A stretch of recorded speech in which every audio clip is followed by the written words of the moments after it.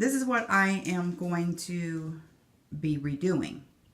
And by what I mean by redoing is this will be a very first for me to do, and that is to completely redo a canvas. This painting as it exists is going to completely go away.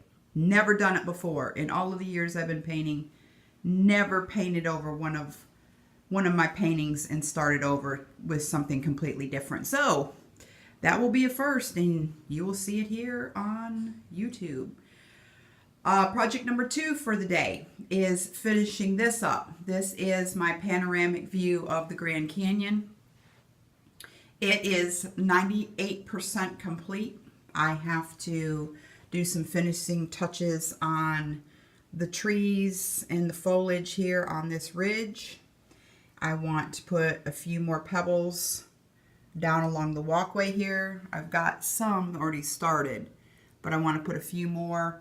And I'll put some sagebrush and a little bit of greenery over on this side just to kind of balance out that color a little bit from this side. But other than that, it's pretty close to being done. And I'm going to be trying to finish that up today. So what I wanted to show you real quick this morning. Oh, pardon my finger. Sorry about that. Still trying to get used to the camera. Alright, so what I'm going to be doing here is sanding with this 200 grit sandpaper.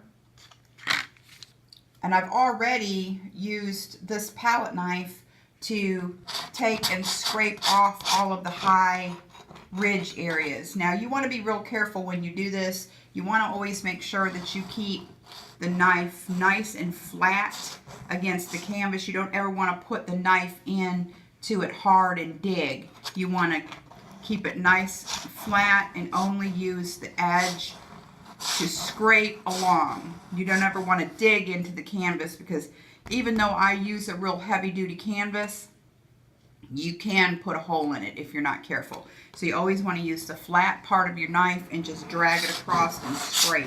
And what that's going to do is that's just going to take off any high areas that you have on the painting. And then you're going to take your fine grit sandpaper and you're going to sand. And what this is going to do is it's going to take your paint down even further.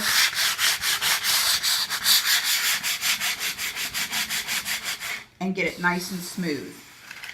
Now some areas where you've applied a lot of paint, like I've done quite a bit of impasto work down here, you may have to sand it a little harder. But what you're looking for is just a nice smooth texture. You don't really want any roughness or real high areas. You want to sand it down to it's almost baby butt smooth, as I call it.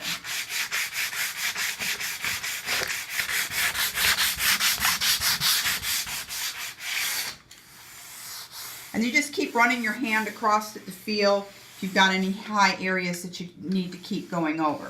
And you're going to do this throughout the whole painting on every inch of it until you get it all down to a consistent smoothness and texture. Okay, you don't want any extreme high-low areas.